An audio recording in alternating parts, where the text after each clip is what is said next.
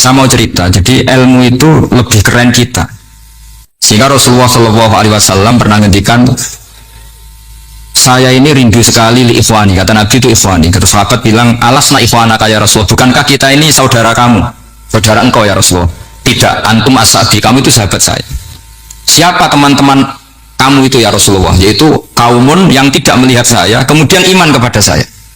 Jadi mereka seperti kita semua di Kudus tidak melihat Rasulullah Shallallahu Alaihi Wasallam, tapi iman sama Nabi.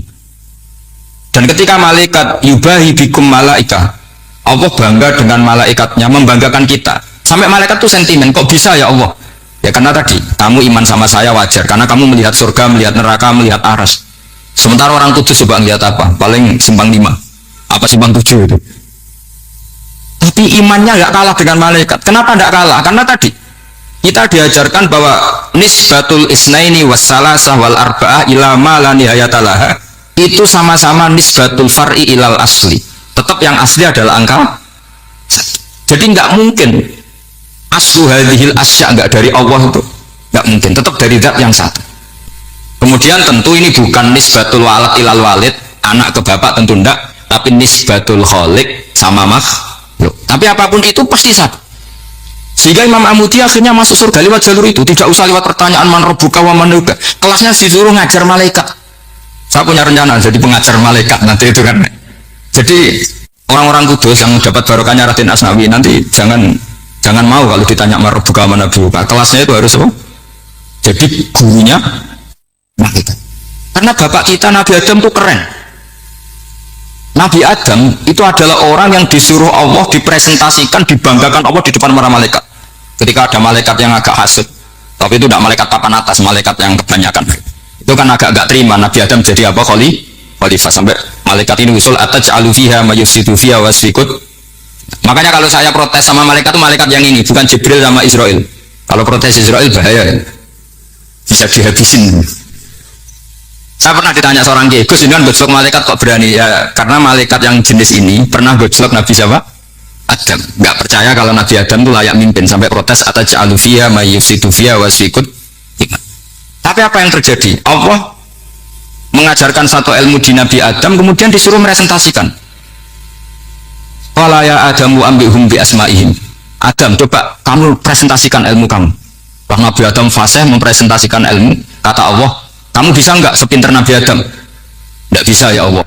Makanya sudah saya bilang ini alamu malah. Saya lebih tahu siapa yang layak mimpin. Jadi layak mimpin itu pertama harus kuwatul ilm. Ilmunya itu harus kuat. Nanti saya akan cerita hubungannya Raden Asnawi dengan Syekh Nawawi. Apa itu hubungan teman, apa murid guru, itu memang masih jadi polemik sampai sekarang. Kalau saya ya keyakinan saling istifadal. Ini bahasa netral, tidak murid guru tapi saling apa? Istifadal.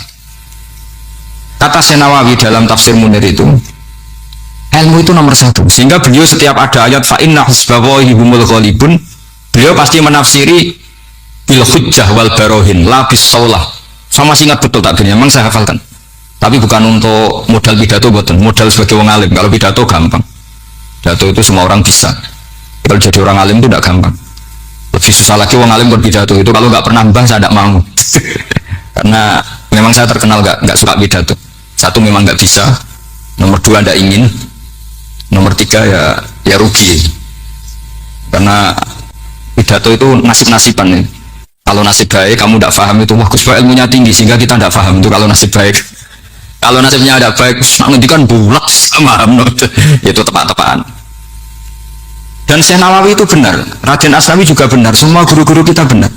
Karena agama ini sebetulnya bukan masalah negara, tapi masalah logika yang sehat. Uni Soviet itu pernah mengkooptasi Uzbek, Ceknya, Tajikistan. Itu 100 tahun. Orang dipaksa ateis. Tapi orang-orang Uzbek, saya sering ketemu lama Uzbek, kadang ketemu di Korea, kadang di Malaysia. Orang-orang Uzbek itu punya basement di bawah tanah. Kemudian di bawah tanah ini mereka ngajarkan tauhid. Ngajarkannya aja gampang. Misalnya, ini sesuatu yang ada, iya ini. Ini ada penciptanya enggak? Ya ada. Siapa? Tukang katanya. Yang penting itu nggak ada logika bahwa sesuatu yang ada disebabkan oleh ketiadaan. Lah orang komunis, orang ateis itu orang yang mengatakan alam ini didahului oleh nihilisme, oleh adamiyah. Masuk akal nggak sesuatu yang ada, penciptanya sesuatu yang tidak. Sehingga orang anak-anak Uni Soviet itu nggak pernah kepikiran membenarkan ateis, itu nggak pernah. Bareng Uni Soviet ada itu Glasnost Perestroika itu kemudian hancur, semuanya langsung menjadi negara Islam, termasuk Uzbek, Tajikistan, karena diajari ilmu, bahwa ilmu itu yang nggak pernah kalah oleh negara. Sehingga saking pedenya Rasulullah SAW ketika Sulhul Hudaybiyah, ini agak jelimet tapi gampang dicerna. Sulhul Hudaybiyah itu satu perjanjian yang semuanya merugikan Rasulullah, yaitu kalau orang kafir masuk Islam disuruh kembalikan ke kafir, karena kafir itu bagi mereka habitat, Islam itu hal yang baru. Tapi kalau orang Islam menjadi kafir nggak boleh kembali Islam, berarti kembali ke habitat. Semua perjanjian itu merugikan, sampai masyhur Sayyidina Umar protes ke Rasulullah, jenengan masih nabi. Itu kan ekstrim tanya, jenengan sampai sekarang masih nabi? Ya, saya masih nabi. Kenapa tanya demikian? Karena semua perjanjian merugikan Islam, menguntungkan orang apakah? Semua sahabat sebetulnya persis Sayyidina Umar protes, kecuali Abu Bakar. Lama-lama akhirnya di antara perjanjian itu berbunyi begini.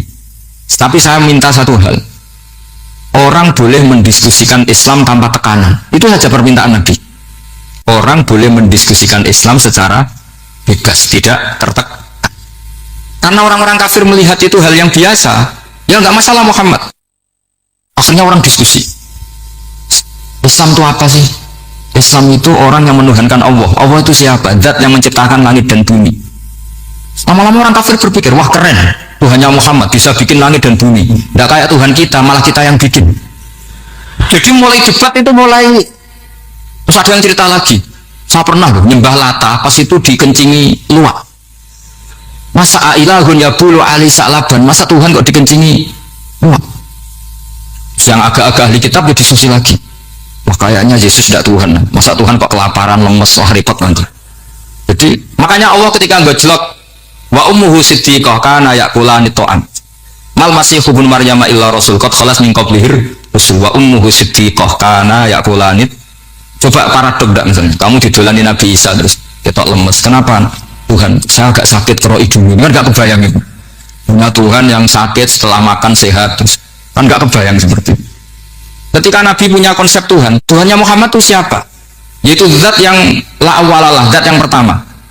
Lalu Tuhan itu siapa? Tuhan itu yang menciptakan langit bumi. Tuhan itu siapa? Yang memulai segalanya.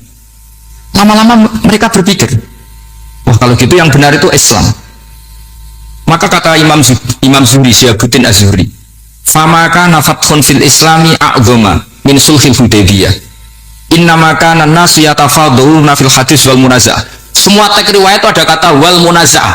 Orang bebas ngomong dan berdebat. Munaza'ah itu berdebat.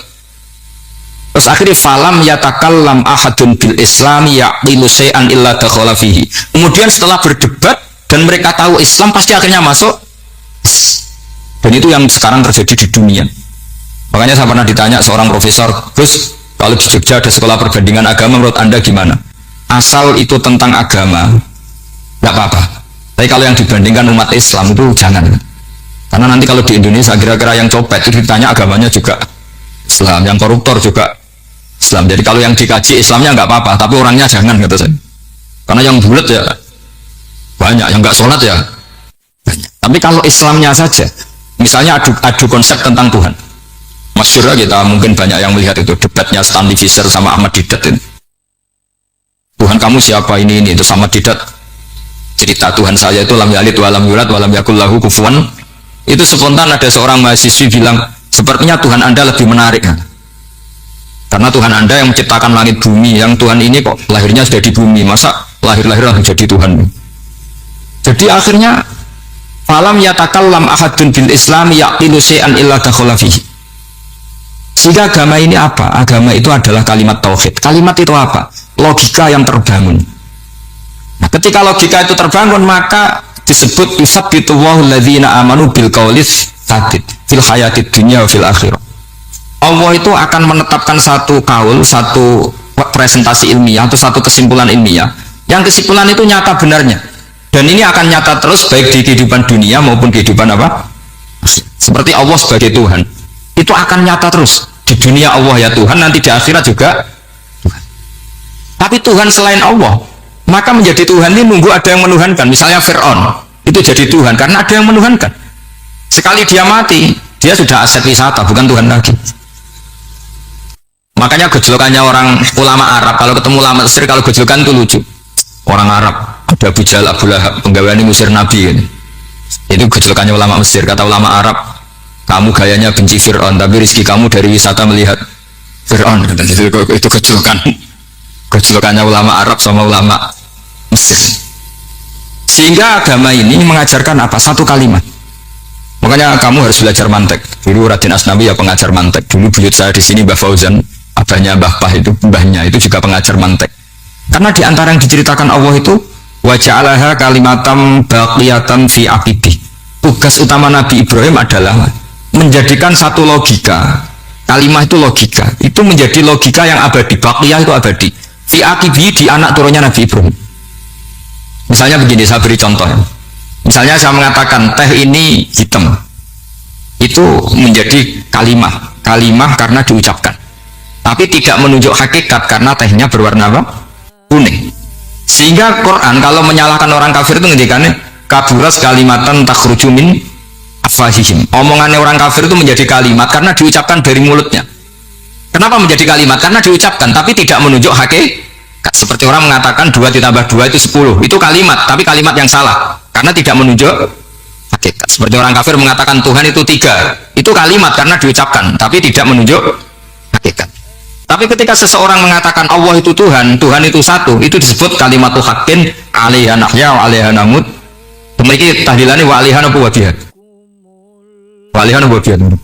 Wa 'alaiha ya ada yang tahlilan wa biha. Ini enggak tahu sanadnya dari mana, pokoknya ada yang wa 'alaiha, ada yang biha.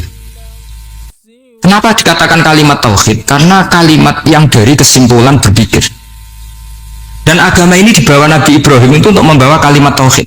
Ciri utama kalimat tadi, kamu yakin seyakin-yakinnya bahwa nisbatul snaini wassalasah wal arba'ah ila ma la nihayatalaha itu kanisbatis snaini ilal wahid, yaitu semuanya far'un minal asli. Aslinya adalah wahid. Sehingga di kitab, saya pernah ngaji Mbah Mun, namanya kitab Al-Khusunul Hamidiyah, itu dikarang oleh ulama-ulama sekarang, itu diajarkan di MGS. Ini mbah-mbahnya Gus Akil pendirinya madrasah MGS. Itu ada gambarnya di situ. Di situ ada gambar piramida, ada gambar hewan, ada gambar pohon. Kata yang ngarang, gambar sedetail ini, sejelimet ini dimulai dari nuqtah wahidah, tetap dimulai dari satu titik. Dan ini disebut nuqtatil wujud. Jadi bahwa orang kudus sebanyak ini tetap dimulai dari satu orang, yaitu Adam. Adam dimulai dari ketiadaan. Lalu siapa al-mujid? Pewujudnya siapa? Hanya Allah Subhanahu wa ta'ala. Sehingga ulama-ulama termasuk Senawawi itu paling suka ngendikan semua makna Quran dikumpulkan di Fatihah, Fatihah dikumpulkan di Bismillah, Bismillah dikumpulkan di Ba, karena di Ba itu ada titik nuqtatil wujud, yaitu disingkat bi kana makana wa bi yakunu ma yakun. Karena saya, kata Allah, semuanya akan ada, dan karena saya yang enggak ada, semuanya suatu saat ada. Disebut nuqtatil wujud. Nah, kita meyakini kalau Allah satu itu siyakin-yakinnya, karena nggak mungkin angka nggak dimulai dari angka satu. Begitu juga gambar seapapun jelimetnya. Misalnya sampean gambar zaman saya kecil, gambar paling favorit itu apa? Kambing bertarung. Itu gambarnya kan susah. Daripada gambar kambing bertarung susah terus dibikin kotak saja, tembok. Aku tanya gurunya, gambarnya mana? Di belakang tembok, Bu. Itu dulu saya diwarai anak-anak nakal.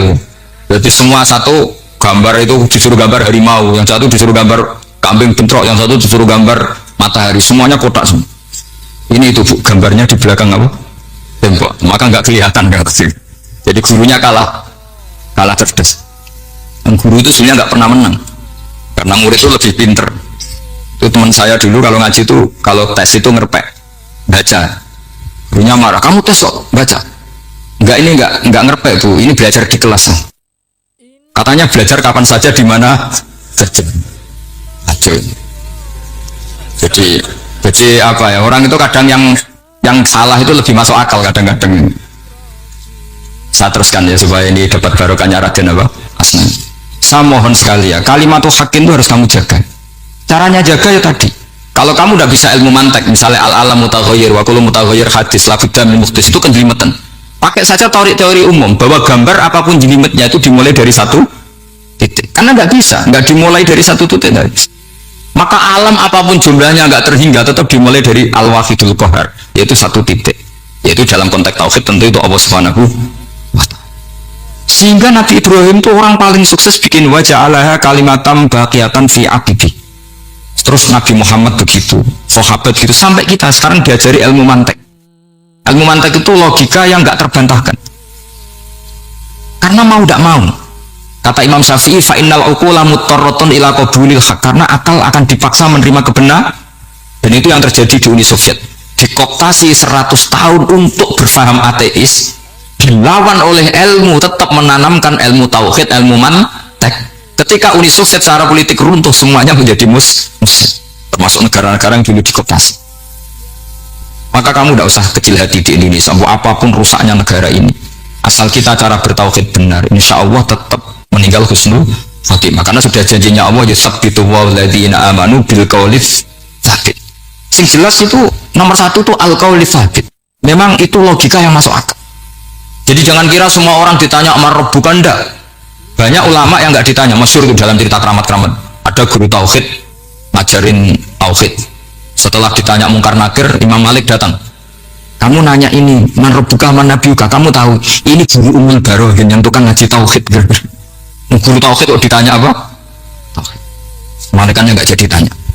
Dan saya percaya cerita-cerita seperti itu karena secara umum itu ala inna awliya Allahi la khaufun alaihim wa lahum yahzanun lahumul busra fil hayatid dunya wa fil akhirah. Artinya kalau wali itu kok ditanya mungkar nakir berarti ngalami ketakutan. Karena di situ kan digambarkan mungkar nakir itu sewangar, bawa gudang.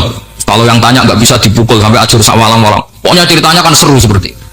Berarti kalau betul begitu terus ayat la khaufun alaihim wa lahum yahzanun kayak apa? Makanya dalam kitab Nashihul Ibad itu ada cerita ini. Sampean boleh nggak sependapat dengan saya, tapi semoga nasib sampean nanti dikebuki malaikat. Karena orang itu akan mengalami seperti yang dirasakan. Anak idadoni abidi. Saya tidak bayangkan akan mengalami itu. Makanya saya ini ngajar tauhid terus. Paling tidak kalau ditanya maru buka mana buka, sampean tahu profesi saya. Saya ini pengajar tauhid. Dan biji saya 9. Dulu saya di MGS kalau ada teman bijinya tauhid kok 4 sekali swarga, tauhidnya jeblok. Dari kalau bijinya 4 sekali swarga, tauhidnya apa? Jeblok. Tapi yang bijinya 9, yang di swarga, tauhidnya itu saya dulu bijinya 9. Terus 9 terus sampai tamat. Karena nggak ada biji 10. Karena kalau 10 itu kan terlalu sempurna, nggak baik lah manusia kok sempurna gitu. Jadi udah 9 aja kan. Tapi sebetulnya pantasnya ya dapat 10. Mergo saake, mergo tenan enggak tahu saya. Di Nashihul Ibad itu ada cerita gini dan saya percaya itu. Di sarahnya itu. Juga di sarah apa itu yang di sarah Isen Nawawi itu. Pokoknya saya kalau ingat Raden Asnawi pasti ingat Sen Nawawi. Saya tidak memastikan apa murid guru apa saling istifadah, yang jelas itu teman dekat, teman fil ilm. Sayyidina Ali itu pernah minta kasaf sama Allah. Saya percaya tidak semua orang alami marbuka ditanya itu. Ya Allah, saya minta kasaf itu ngerti alam gaib. Ingin tahu Umar. Jadi diam-diam Sayyidina Ali itu yang mangkal sama Sayyidina. Wong kok rasingon. Agar wong kok tahu disentak. Jajal wani nyentak malaikat Torah itu kata Sayyidina. Jadi dia minta kasaf karena kenangannya dia melihat Umar itu semua orang pernah disentak sama Sayyidina Umar itu. Sayyidina Ali minta kasaf, ya Allah saya ingin melihat Umar menghadapi mungkar nakir. Masih garangkah apa enggak? Itu dah itu tidak minta kasaf. Pas kasaf beliau bangun dari kubur duduk. Dilihat sama Sayyidina Ali ini ngalami kasaf. Sama enggak usah tanya. Enggak wali kok tanya. Ya sudah pokoknya percaya aja. Akhirnya malaikat mungkar nakir datang. Itu di situ digambarkan matanya itu kalkidril mughalla kayak apa itu panci yang dibakar. Wah, so seru.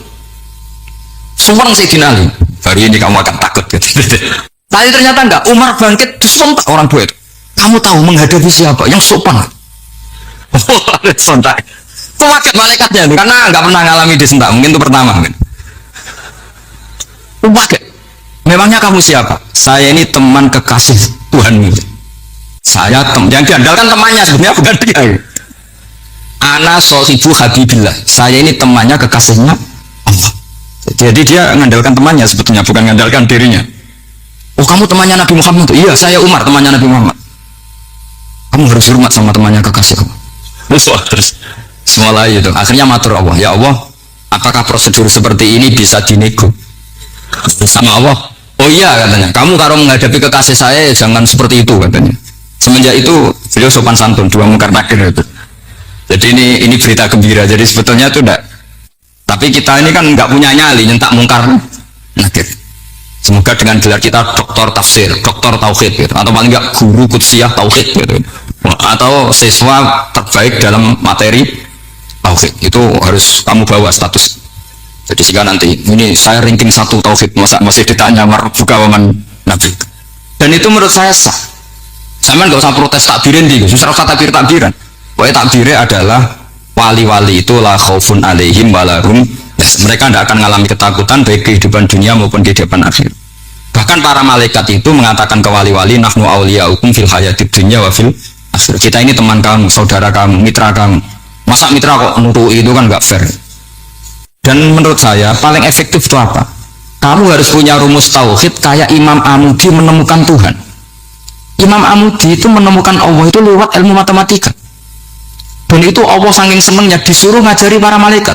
Wa ya malaikati isma'u, kamu harus mendengar, ini orang alim saya yang ahli matematika, tapi justru itu ngerti bahwa asal usul alam itu minal wahidil qahar, dari zat yang satu. Akhirnya Imam Amudi mulai ngajar tuh nisbatus naini wassalah sawal arba'a ila mana nihayatalaha iku kabeh iku far'ul wa. Akhirnya malaikat mantuk-mantuk. Nah, iman seperti itu akan setingkat keyakinannya dan keakurasiannya sama dengan imannya para malaikat. Makanya Nabi ngendikan tu baliman amanabi walam yaroni. Sebagian riwayat disebut sab amarat. Nabi ngendikan sampai 7 kali. Benar-benar keren orang yang tidak melihat saya kemudian iman kepada apa yang bisa menemukan itu. Hanya misalnya contoh paling gampang ya yang dialami para ulama. Ya saya ulang lagi yang dialami para ulama. Ketika menemukan ilmu ya yang menjadikan mereka mahabbah Rasulullah Shallallahu Alaihi Wasallam. Nabi itu paling suka itu sholat. Nabi itu paling senang sama sholat. Wa qurratu aini fi sholat. Terus beliau ngendikan as-sholatu imaduddin. Terus beliau kalau muji sholat itu sundul langit. Sampai beliau kalau banyak masalah itu bilang ke Bilal, arifna ya Bilal, saya kasih istirahat. Itu maknanya mau sholat. Semuanya sholat. Pertanyaannya adalah, apakah mungkin seorang raja yang ambisi jadi raja kemudian yang dikampanyakan adalah orang supaya sholat? Tentu kalau Nabi seorang raja, beliau akan kampanye gimana? Narik upeti kayak apa, narik pajak kayak apa biar Nabi kaya? Enggak. Nabi itu paling tersiksa kalau orang tidak sholat, tersiksa kalau orang tidak sujud. Kalau beliau seorang raja, ngapain mempopulerkan sholat? Maka makna sholat imaduddin adalah sholat itu tiang agama. Maknanya tiang agama, kamu akan tahu betul kalau dia seorang Nabi. Karena apa? Yang diajarkan adalah sholat. Coba untungnya apa bagi Nabi Muhammad ketika umat Islam sholat? Kan tidak ada untungnya sama sekali. Ya clear ya. Jadi terus sekarang masalah nasab mansuh ini kan clear tentang mukaddimah apa ilmu apa tafsir. Nasab mansuh itu kelihatan datar tapi itu urgen sekali. Karena agama sebagai aturan ya atau solusi mau tidak mau kan bersentuhan dengan hukum sosial yang tidak akidah. Saya tadi sudah matur Pak Arsoyo, agama yang tidak akidah itu kan bersentuhan dengan hukum sosial. Kalau yang akidah jelas Allah itu satu, la ilaha illallah wahdahu la syarika. Kalau sosial saking bersentuhan dengan sosialnya itu Pak Fathul Wahid, Imam Syafi'i itu punya istilah begini Pak Arsoyo, ketika Nabi misalnya sedekah atau zakat pakai kurma atau pakai susu kering misalnya, sedekah atau zakat, atau dulu ngamal pakai dinar, pakai apa? Dinar. Itu langsung dianalisis kutil balad. Pokoknya makanan pokok zakat itu ngambil makanan pokok. Berarti di Indonesia pakai apa? Beras. Ketika Nabi sedekah pakai dinar, langsung dianalisis pakai saman, yaitu alat tukar atau uang yang sah. Jadi kamu udah usah memaksakan mentang-mentang anut sunat Rasul, kamu makan kurma terus bisa mencret. Terus mentang-mentang sunat Rasul, saya tidak pernah sedekah karena sekarang nggak ada dinar. Nabi kan sedekahnya pakai dinar, medit ya alasan. Kalau mau kikir saja, tidak usah punya. Lama-lama Pak Arso nggak jadi wakaf tanah karena Nabi nggak pernah wakaf tanah di Sleman, wakafnya di Mekah. Oh, ini kan tanahnya di Sleman. Lama-lama ada orang nggak sholat, tapi sholatnya kan di Mekah, kita kan di Indonesia. Bisa rusak semua kalau ya pakai memersiskan sunnah Rasul. Itu ada analisis. Nah, itu juga yang menjadikan kenapa harus ada ulama usul fikih, orang yang bisa menganalisis. Apa bisa? Misalnya begini, saya beri contoh di bab haji. Nabi itu domisili di Medina karena di Medina itu melewati Dal Khulaifah yang sekarang disebut Bir Ali. Maka mikotnya Nabi ya dari Bir Ali. Tapi kalau orang Yaman ya dari Alam Lam. Atau orang Indonesia rata-rata terbang lewat alam. Mungkin orang tertentu di kawasan Girona ya Girona. Ada yang dari Tanim, ada yang dari Jufa. Jangan mentang-mentang kamu orang Indonesia ikut sunnah Rasul terus memaksakan dari Indonesia di atas alam lam. Mohon niat apa? Ikhram. Enggak, saya nanti aja dari Berali. Nabi kan dari lama-lama nggak ada orang berani nempat si Sleman. Nabi kan hidupnya di Medina kok. Sleman. Hadisnya mana? Ini panjang. Analisis itu penting supaya orang itu proporsional. Apa orang itu?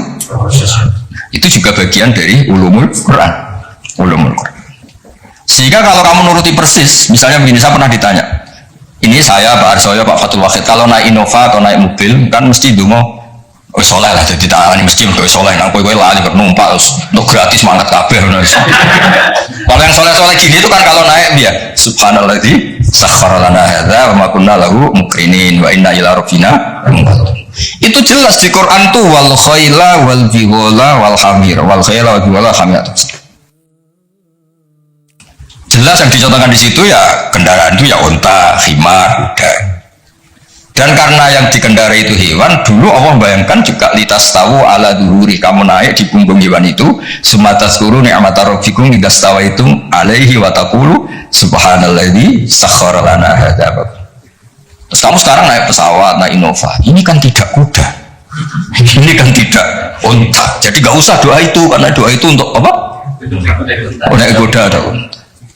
Ya kacau semua kalau gitu. Makanya dibutuhkan ilmu namanya usul fikih. Usul fikih itu kira-kira analisis.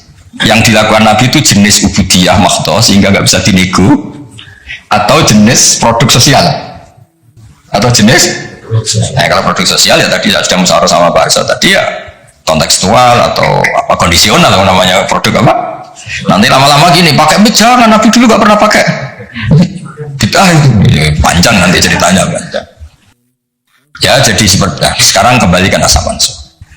Kenapa saya terangkan ini dulu? Karena begini, ada ayat yang berlawanan 180 derajat sekalipun, kalau masih bisa dianalisis karena produk sosial, itu kategorinya tidak nasah masuk. Kecuali sudah nggak bisa dianalisis pakai analisis tadi.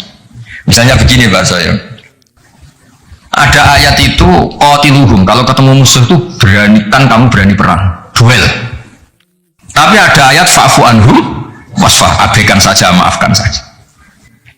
Dan sama-sama pernah terjadi. Nabi, sahabat dulu dipakai bal-balan Abu Jahal di Mekah, nggak melakukan perlawanan. Tapi setelah periode Madinah melakukan apa? Perlawanan. Kata banyak ulama, seperti itu gulaan dong nasaman sebelah ini. Seperti itu produk analisis. Ketika Nabi lemah dan jumlahnya baru 6, baru 10, kan nggak mungkin ada perintah boleh perang atau harus perang, karena ini nggak realistis, apa? Nggak realistis. Sehingga ayat-ayat Makkiyah rata-rata ya produknya fa'fu anhum wasfah, maafkan saja, ya. Paham ya? Tapi ketika di Medina udah punya orang gagah berani, sahabat-sahabat Ansor jumlahnya besar, komunitas besar, terus bal-balan menengahnya kan ya lucu, lucu. Itu kan ada konteksnya, Pak. Ada konteks. Kalau seperti itu maka nggak perlu dianggap ayat fa'fu anhum wasfah dinasah pakai ayat perang. Ya sama lah seperti pertama orang Indonesia didatangi Belanda, nggak tahu apa-apa, zaman agresi lah, zaman dulu agresi. Bisa apa? Terus banyak yang terpelajar, banyak ada yang bisa jadi pilot, tentara sudah terbentuk, kiai-kiai komunitasnya besar ya, melakukan apa? Perlawanan. Tapi nggak perlu kamu katakan perlawanan itu satu hal yang harus karena ini Belanda penjajah. Daerah sekarang peradaban begini, kan yang ada kerjasama kan. Tapi dulu karena mereka datangnya musuhi, ya kan itu kan urusan kondisi, ya kondisional, nggak bisa disamaratakan, ya. Nah, saya baca ya masalah nasa mansuh. Nasa mansuh itu komentarnya harus persis seperti saya ini, itu baru benar. Kalau enggak rapati benar. Ayat yang berlawanan tadi, jika konteksnya itu bisa dianalisis kondisional, maka masalahnya bukan nasa mansuh itu ralat hukum. Nah, kalau yang enggak kondisional kayak tadi, Nabi pernah menghadap Baitul Maqdis terus dipindah ke Ka'bah, sampai sekarang ya harus Ka'bah. Dulu iddah ketika orang ditinggal mati suaminya pernah iddah itu 1 tahun. Wasiatal li azwajihim mata'an ilal hauli ghairu ikhraj. Berarti pernah iddah berapa? Setelah itu dinasah ya tarabbas nabi anfusihinna arba'ata asyurin wa asyra. Jadi 4 bulan 10 hari. Nah, itu nasaman karena nggak bisa dianalisis secara sosial. Ini kalau baca ya, yang bisa dianalisis secara sosial. Asalisu ma umiro bihi li sababin summa yazulu sababu kal amri hina dhfi atau hina dhufi wal qillati bisobri wasofhi summa nusikha bi ijabil kital wa hadza fil haqiqati laisa naskhon. Apa laisa naskhon? Karena bisa dianalisis asal usulnya. Ya ini biar difotoin ma apa ini? Ini ma umiro li sababin ini. Foto dulu nanti biar ada yang tanya. Nah, sehingga kiai Jawa ketika meskipun ngaji Jalalain, ngaji kitab Jalalain, tafsir Jalalain, kan sering ada ayat misalnya lakum dinukum waliyadin, kadang sebagian dikomentari mansukhun fi ayatis saf atau fi ayatin kital. Itu kiai Jawa tidak ada yang ikut meskipun mereka baca kitab karena ngerti konteksnya apa. Ya, misalnya kita dulu ketika Jepang datang ke sini itu memang jajah, ya kita bilang ada revolusi jihad, ada resolusi jihad. Dulu Mbah Hashim, Mbah Ahmad Dahlan juga sepakat melawan penjajahan, apa ngelawan? Jadi ketika di kesini studi banding atau kesini tukar ilmu ya nggak ada masalah kan? Bahkan di Quran sudah diumumkan wa in ahadum minal musyrikin astajaruka ya fa'jirhu hatta yasma'a kalam Allah. Ya, kalau ya kan ya tadi konteksnya beda. Ya konteksnya itu beda. Kemarin saya jagungan itu sama Pak Alwi Syihab, adiknya Pak Kores, kan dulu pernah menteri luar negeri. Kata beliau, sekarang Gus ngomong rekonsiliasi susahnya, alasannya ngenang masa dulu. Masa dulu ya ada yang sekarang nggak mungkin. Dulu pernah kan ada istilah zaman dulu pernah sedikit konflik dengan Malaysia, Pak Tarno bilang gaya. Ya masa sekarang kan jelas enggak itu. Tapi kan konteksnya beda. Dulu Mbak Hashim, Mbak Madalan bilang resolusi jihad, ya sekarang kan enggak. Malah anak-anak ini nunggu ada beasiswa ke sana. Enggak belajar malah adalah ayat Amsterdam.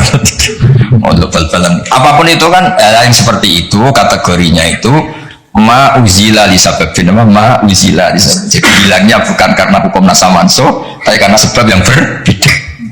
Saya tadi jagoan Pak Warsoyo, dulu itu orang kiai-kiai termasuk buyut-buyut itu ngaramkan orang pakai pantolan ya, pakai celana, pakai apa itu dasi, karena itu lontoh itu. Mantas sahabat komen bahwa minum ya pernah kan ada era gitu. Nah sekarang rektor Universitas Islam Indonesia pakai celana, pakai dasi, lontoh itu kalau dulu. Sekarang enggak. Sekarang kalau pakai sarung malah jaga masalah ini. Kecil saya masih ingat orang pakai sarung itu enggak dianggap sunat. Karena dulu katanya, cerita dulu uang sih nganggo sarung kalau piok kalah terus kemulan turun yang rondan. Dari dulu pernah lu ya cerita kuno dulu tuh orang kalah main loh, ini saksinya banyak ini kan. Dulu sarung pernah ya, nasibnya gitu pernah ya. Sekarang saja sarung jadi simbol pakai apa? Santri. Dulu gak ya masih ingat cerita itu. Upiok kemulan semain kalah kemulan tidur dia taruh. Ya terus jangan bilang, oh ini sarung simbol orang kalah apa? Main kalah judi. Jangan, sekarang konteksnya beda. Nah itu gak perlu kamu analisis pakai nasa. Maksudnya kalau suatu saat Anda baca ayat yang konteks maknanya kok beda sama sekali, nggak langsung boleh dianalisis itu nasa mansuh. Ya aja konteksnya beda. Ya kira-kira gitu aja. Jadi di sini redaksinya ma'umiro bihi li sababin sumaya zulus sabab. Saya contohkan tapi Pak Fajar nggak usah tersinggung. Misalnya kenapa sih Nabi itu banyak yang poligami? Orang di nikah Nabi itu bangga, mertuanya ya bangga, iparnya ya bangga, umatnya ya bangga. Saya tidak tahu yang kamu nikah itu bangga apa enggak poligami. Sehingga dulu namanya Juwairiyah itu dulu ketangkep ketika perang. Wah itu orang Bani Mustalik itu bencinya sak boleh sama Nabi. Kelompoknya Nabi juga benci sama Bani Mustalik. Setelah Juwairiyah itu dinekah Nabi, semua tawanan sahabat yang di Bani Mustalik dilepas. Asharu Rasulillah, ini keluarga Bisan. Yang sahabat juga melepas Bani Mustalik karena keluarga punya ini genre sekarang itu keluarga besar. Nah, maksud saya cerita saja, ada usaha itu cerita aja cerita, maksudnya cerita kalau kamu poligami itu kira-kira istri kamu, mertua kamu, ipar kamu bangga apa? Nah, maksud saya bukan masalah boleh tidaknya, kalau bolehnya boleh, lelaki itu boleh nikah berapa? 4. Loh, bukan nggak maksudnya kalau kamu merasa sunat banget itu perlu dipertanyakan di bolehnya boleh, tapi kalau merasa apa? Sunat banget itu konteksnya itu dong ya. Sudah usah diterusin, itu banyak agak siap. Ininya yang di belakang tuh kalau boleh boleh aja, gue nggak usah catatan-catatannya gitu. Cara konsentrasi aja. Ya semuanya ini nggak siri lagi ya. Sekarang ini masih ada waktu 30 menit. Sekarang tentang mujizat, karena ini yang paling panjang itu tentang apa? Mujizat. Saya sengaja saya letakkan di akhir. Saya baca takbir orisinilnya dari hadis Rasulullah SAW di Sahihul Bukhari. Ya, saya ulang lagi di kitab Sahihul Bukhari. Nah, di kitab Sahihul Bukhari nomor hadisnya itu 4981. Kamu sudah hafal berapa? Ya, nomor hadis berapa? 4981. Di antara kebanggaan Rasulullah SAW itu beliau ngendikan tidak ada nabi kecuali dikasih ayat atau mukjizat yang spektakuler. Karena Nabi Musa kan bisa kayak simsalabim apa mukul apa belah laut terus kering.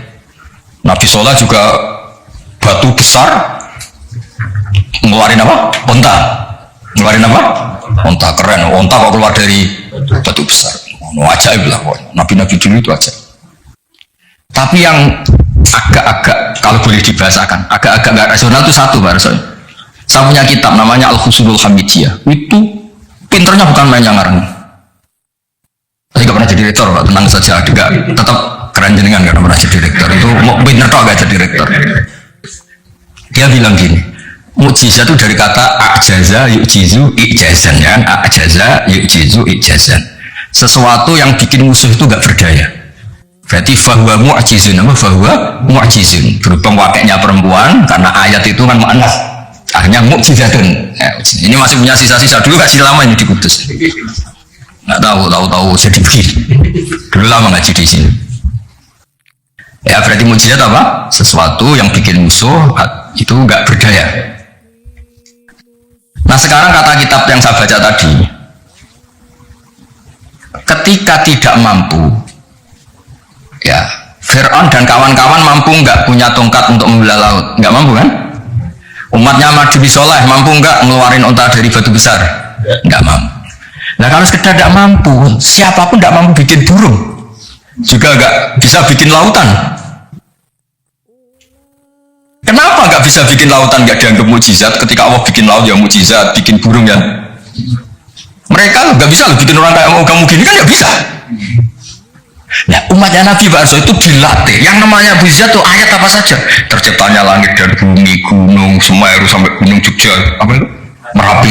Semuanya itu mukjizat karena itu ayat Allah yang orang nggak akan bisa bikin.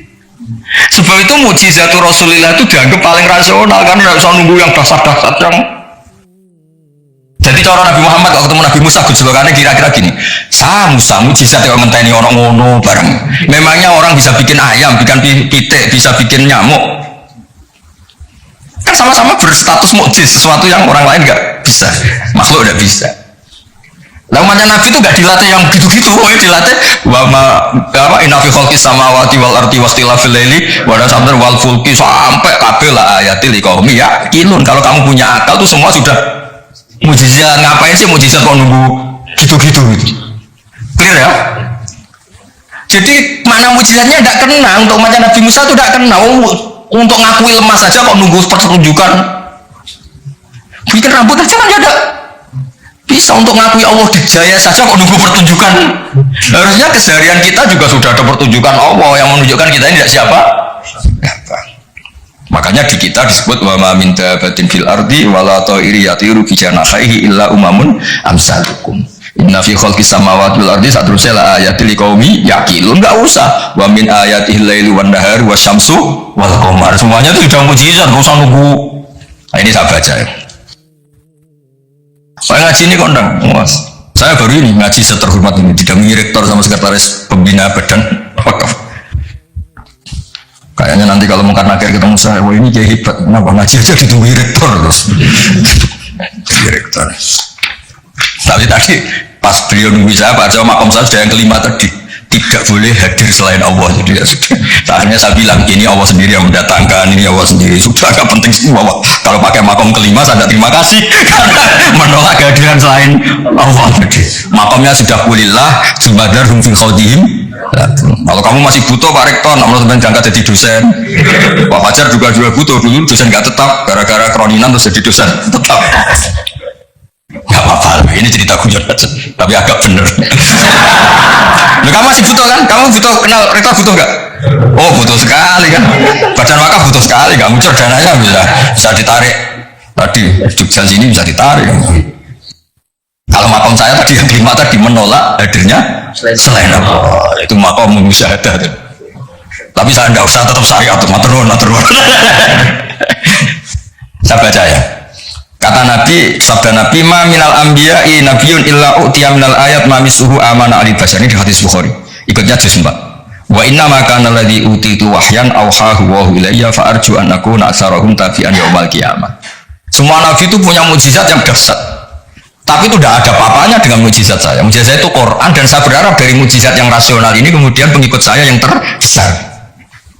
Nah, itu komentator sarahnya ini Fathul Bari dikarang oleh Ibnu Hajar al-Asqalani. Pengarangnya ini kelahiran Gaza. Gaza itu kelahiran Gaza. Ya, jadi Bukhari itu kitab Sahih Bukhari itu pengarang sarah paling terkenal itu Fathul Bari. Pernah dengar toh? Dengar toh ya? Nah, ya, ini tak bacakan. Komentarnya bagus di sini.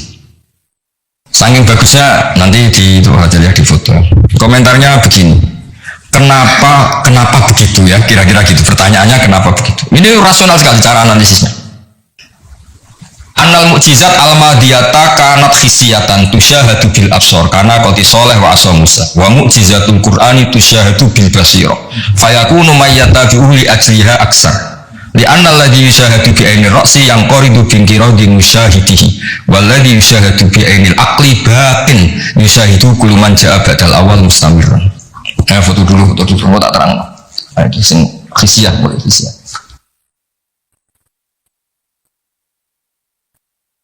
Yang mulai ini annal mukjizat al-madiyah karena khisiatan. Ya nanti jeda asar terus yang ngopi-ngopi dulu kira-kira jeda setengah jam saja habis itu ngaji apa? Hadis. Sesuai namanya tafakuh tafsir apa? Hadis. Ketuanya kamu apa, Mas? Kamu ketua ya? Biasa yang mengenal divisi apa? Ini mau kamu sampai sudah Islam. Rono Sadili itu kali Imam Sadili masih sugeng, namanya dicatat nggak terima. Imam Sadili itu ganteng kaya alim, itu Imam Sadili terus jadi torek apa? Sadili ya, yang ganteng alim kaya. Gua udah dosen gini udah kaya raya gitu. Gak punya atasan, punya atasannya banyak.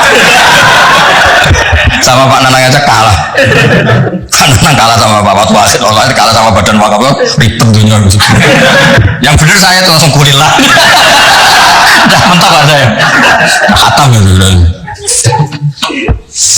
Begini logikanya, misalnya gini. Nabi Musa itu Nabi top punya mukjizat tongkat. Tongkatnya satu lagi. Misalnya dipakai Pak Fathul Wahid tidak bisa tak pakai saya, dipakai ini tidak bisa dipakai itu, karena hanya satu. Itu pun nggak ada jaminan kalau yang pakai kamu itu mandi. Tongkatnya bisa balik loh. Dulu yang pakai Nabi ini kamu apa ini? Ya kan?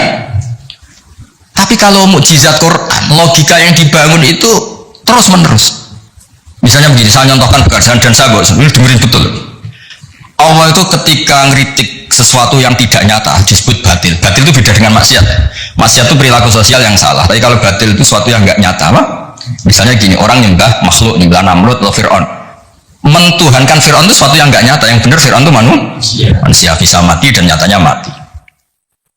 Berhala Lata Uzza itu patung. Patung itu Tuhan apa batu? Batu. Quran bilang gini, Qul ja'al haqqu wa ma yubdi'ul batil wa ma yu'id. Hak itu nyata dan batil itu tidak pernah memulai dirinya. Yubdu itu memulai dari kata bada ya beda'u ikut wazan af'ala jadi abda'a yubdi. Kebatilan itu tidak bisa memulai dirinya sendiri. Pernah nggak 1 tambah 1 8? Nggak pernah kan? Nah, sekarang begini, kemudian Islam yang datang dengan tauhid bahwa sesuatu dimulai dari angka 1. Terus misalnya dilawan, enggak lah.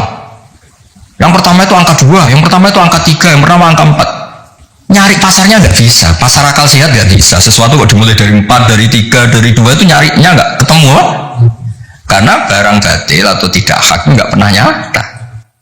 Makanya saya pernah ketika diminta Pak Arsoyo tausiah lah, saya di Badan Wakaf saya pernah cerita, Imam Amudi itu guru matematika. Ketika beliau meninggal, murid-muridnya janggal, ini bisa masuk surga enggak karena guru matematika. Kayak kamu jaga di Pak Rektor ini masuk surga enggak karena penggawaian itu jasinan celananan. Tapi ternyata semua itu demi apa? Islam. Ternyata Imam Amudi pas di alam roh itu, kamu nggak harus percaya cerita ini, bisa aja kamu nggak percaya. Gak penting maknanya, gak penting ceritanya, gak penting. Tapi sama Allah sama siapa takfirnya? Ya Amudi istadillah bi wahdaniyati bi khadrati mal. Istadillah ala wahdaniyati bi khadrati malaikat. Karena malaikat itu udah komplain. Ternyata malaikat yang komplain kita itu banyak. Malaikat ini ada di beberapa hadis. Ya Allah, apa ada orang yang imannya itu ngalahkan kita? Jawabnya Allah, ada manusia. Allah udah bilang Ustadz, manusia mukmin ya, kamu termasuk. Kok bisa? Malaikat selalu tanya, kok bisa? Kalau kita iman kan langsung melihat surga, neraka, aras. Jadi kalau kartu iman kita pasti lebih valid karena menyaksikan langsung. Manusia kan enggak. Di dunia kan macam-macam, ada dangdutan, ada macam-macam. Tapi ternyata imannya enggak tergoyahkan. Ternyata apa? Logika yang dibawa Imam Amudi itu, coba kamu terangkan kenapa manusia yang di dunia seiman itu kalau saya ini satu. Jadi Imam Amudi gampang, beliau nulis. Angka setelah 2, 3 sampai 1 miliar 1 triliun nisbatu dzalika ilal wahid nisbatul far'i ilal asl. Angka itu 2, 1 miliar 1 triliun dibandingkan angka 1 semuanya tetap cabang, yang pokok itu 1. Keyakinan itu kan gak terbantahkan oleh Anda dan gak bisa digoyang kan? Bukan urip melarat baulet tetap nak tauhid itu harga mati. Ya enggak?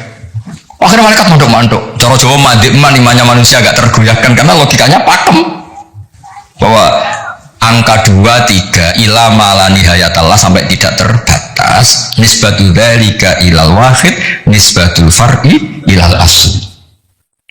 Kemudian setelah itu Imam Amudi gambar Pak Arsyad. Gambar sekarang aja bisa gambar gedung, gambar rumah, gambar mobil. Gambar apapun juga mulai dari minuk toh wahidah dari satu titik. Gambar itu baik, besar, elek, apik tetap dimulai dari satu titik. Nah, makanya Quran dimulai dari Bismillah sebagai isyarat semuanya dimulai dari nuqtatil wujud yaitu Allah Subhanahu wa ta'ala. Nah, mukjizat ini yang dimiliki umat Rasulullah sallallahu alaihi wasallam. Misalnya kita bela Nabi itu poligami atau orang-orang soleh poligami, belanya gampang karena pakai rasional. Merumat orang satu apa? Merumat perempuan satu hukumnya apa? Baik kan? Merumat yang baik loh, maksudnya bukan merumat dok. Merumat perempuan satu yang baik hukumnya apa? Baik. Kalau 2 lebih baik, logika udah usah dipraktekkan. Ini kan cerita orang baik, bukan cerita kamu, bukan. Orang baik merumat perempuan satu baik. Jadi apa? Baik. Merumat 2. Nah, sekarang tinggal waliannya. Kamu satu saja kamu melantarkan orang satu. Dosa, orang 2 lebih dosa. Ini kan ada. Jadi meskipun Anda tidak berani poligami, membela bahwa kenapa sih nabi-nabi dulu poligami, gampang logik. Ya, gitu. Tapi tidak harus kamu praktekkan. Kamu karena kamu nggak orang baik gitu maksud saya. Tapi untuk membela secara rasional itu gampang. Ya orang baik ngeramat orang satu, baik ngeramat orang 2. Dah ya. Sekarang yang kamu merantarkan orang satu, dosa 2 lebih dosa. Jelas ya. Jadi makanya agama ini dibela sama Allah dengan status liqaumi yaqilun liqaumi yatafakkarun. Enggak usah pertunjukan kayak misalnya tadi ininya agama ini tidak perlu pertunjukan Nabi Muhammad Rasulullah. Kalau gitu kasihan kiai-kiai yang sekarang. Misalnya saya percaya kalau kamu ketua DPI asal bisa terbang ke Mekah. Ya repot kan. Saya percaya kamu rektor Universitas Islam asal bisa Gunung Semeru kamu pindah, Merapi kamu taklukkan. Wah ya repot kalau ukurannya gitu-gitu terus ya. Cukup ukurannya pakai hukum sosial. Hukum sosial lebih alladzina yunfikuna fis sarra wa dharra. Ketika kita longgar ya mudah sedekah, ketika susah pun mudah sedekah. Rumus yang kedua Pak, termasuk wal kadhiminal ghaidha. Coba sistem sosial itu yang menyelamatkan itu satu, wal kadhiminal ghaidha. Kalau emosi itu dikendalikan. Coba andaikan Pak waktu wasit ketika jadi dosen, kalau emosi nabrak mahasiswa, kalau emosi nendang mahasiswa, enggak akan jadi rektor, di penjara. Berarti yang menyelamatkan karirnya apa? Wal kadhiminal ghaidha. Sebagian hadis menerangkan apa? La taghdab farudadamiran faqala. Pak Arso juga sama, ini kan beliau dulu ketika sekedar dosen dan nampari mahasiswa, enggak akan pernah jadi rektor, di penjara. Saya jadi kiai meskipun kata orang banyak salim terus mau abu ikon langsung gagal jadi kiai. Artinya apa rumus sosial Quran dimulai yang penting kumpul sosial itu dermawan yunfikuna fisarra wa darra. Terus hukum sosial lagi wal kadhiminal wa itu kalau kecewa itu mudah memaafkan bisa nyimpen wal afina